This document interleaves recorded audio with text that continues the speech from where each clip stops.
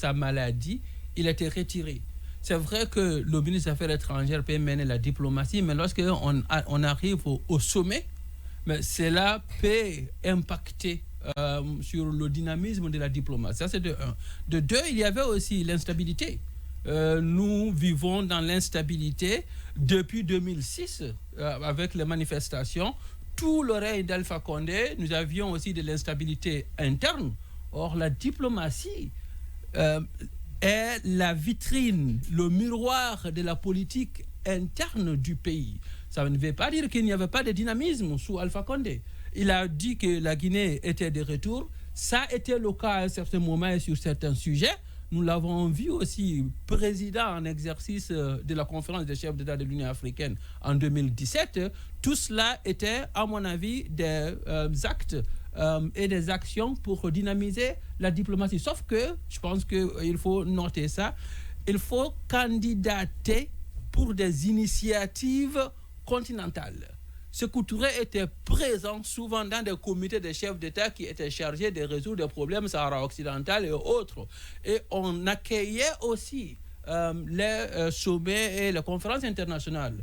Depuis 1983, il n'y a pas eu en Guinée un sommet qui réunit plus de 10 chefs d'État africains. Depuis 1983.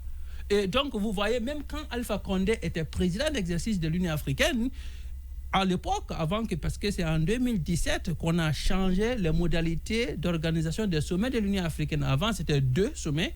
Le premier, forcément, au QG à Addis Abeba en janvier.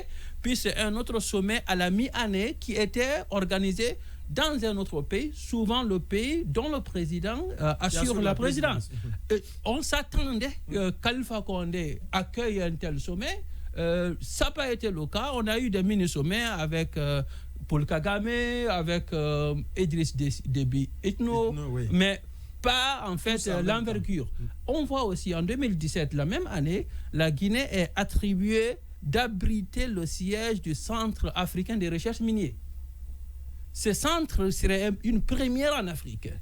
Et une telle organisation amène beaucoup d'emplois, d'opportunités, des conférences chez toi.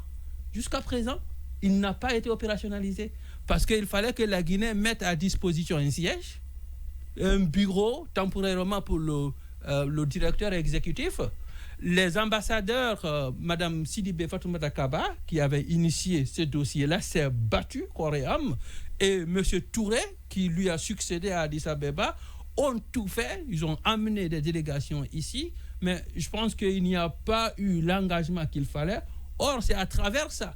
Ebola, quand nous avons eu aussi Ebola, et il était question d'avoir un CDC, ça c'est le centre de prévention des maladies infectieuses, et c'était des CDC africains. L'Union africaine a négocié ça avec les Américains, et il était question d'avoir des centres dans les régions. Moi, je voyais, et à ce moment-là, je travaillais à l'Union africaine.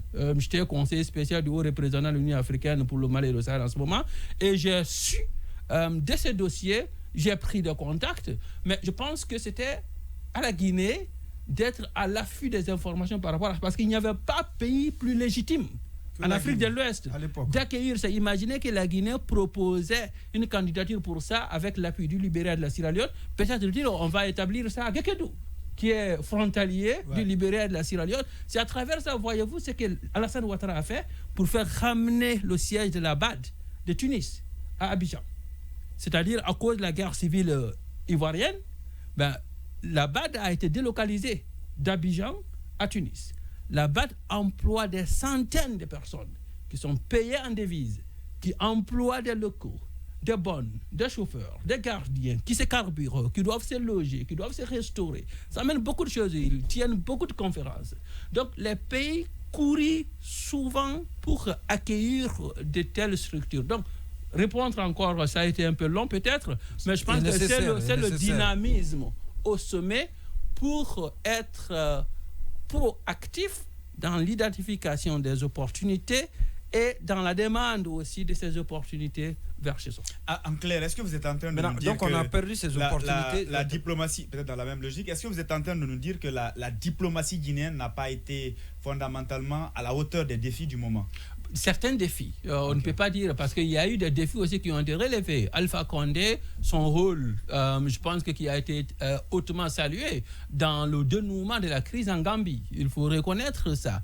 Et même aussi à un moment aussi la crise en Guinée-Bissau. L'accord de Conakry d'octobre 2016 est jusque-là la référence. Même quand on fait des reproches à Imbalo ou aux acteurs bissau-guinéens de voir comment faire avancer leur pays, on fait toujours référence à l'accord de Conakry. Donc, on ne peut pas généraliser. Mais c'est pour dire, comme c'était dans l'appréciation, qu'il y a sur certains points où on aurait pu faire mieux, qu'on n'a pas pu le faire pour X ou Y raison. Mais ça ne veut pas dire qu'il faut aussi tout critiquer, que rien n'a marché. Et c'est pourquoi, tout au long de cet ouvrage, vous verrez des temps forts de la diplomatie guinéenne à travers tous les régimes. Tous les régimes ont eu des moments de gloire, on peut dire. Certains ont certainement réussi sur beaucoup plus de dossiers que d'autres. Oui, alors, pour faire peut-être un clin d'œil à l'actualité, je veux parler de la relation entre la Guinée et le Mali. Dans votre livre, vous évoquez la relation entre la Guinée et ses voisins. Vous mettez d'un côté la Guinée, le Mali et le Ghana d'un côté, la Guinée, le Sénégal et la Côte d'Ivoire de l'autre. Alors, ces derniers temps, on a entendu des gens demander au retour de la fédération Guinée-Mali, l'embryon de l'Union des États-Unis d'Afrique. Est-ce réaliste? Bon, je pense que ça va dépendre de qu'est-ce qu'ils entendent par cela. Si c'est sur le registre politique, il faut voir, il y a des préalables à cela. Mais vous avez raison, dans la deuxième partie du livre, lorsque on parle de la diplomatie des relations entre la Guinée et certains pays africains, je mets dans un même panier le Mali et le Ghana, parce que la Guinée a entretenu de bons rapports avec ces deux pays, sauf après le coup d'État qui a renversé Kwame Nkrumah, et donc les relations se sont détériorées entre la Guinée et le Ghana.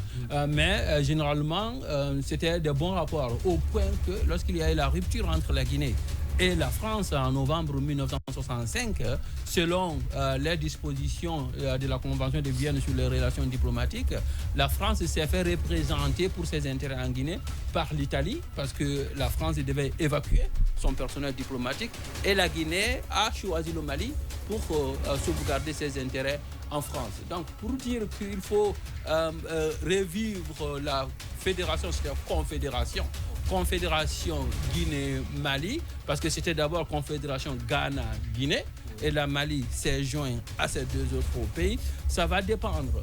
Mais il y a plusieurs types d'associations qu'on peut concevoir entre les pays qui peuvent ne pas aller à l'association politique. Et nos deux peuples sont tellement imbriqués, sont tellement, comme on dit, deux poumons du même corps. Il peut y avoir plusieurs manières de raffermir nos rapports sans que cela n'arrive à une étape politique. Mais si politique, c'est possible, mais il faudra qu'il y ait des préalables qui sont respectés pour ne pas que l'on bâtisse quelque chose sur des fondements qui ne sont pas solides. Parce que lorsque vous faites ça, je pense que vous faites entorse à l'unité qui va naître de cette situation. Issaka Kassoaré, auteur du livre La diplomatie de la République de Guinée, passé, présent et à venir. Le temps n'a pas été égal avec nous. On va vous inviter très certainement dans les prochaines semaines pour revenir encore, non seulement sur d'autres pans de ce livre, mais pour commenter l'actualité sociopolitique avec vous. Ceci dit, merci d'être passé dans cette émission. Merci pour l'invitation. Merci aux auditeurs et téléspectateurs. Ça en est donc terminé. On se reprendra demain jeudi avec le même plaisir de vous servir. Portez-vous bien.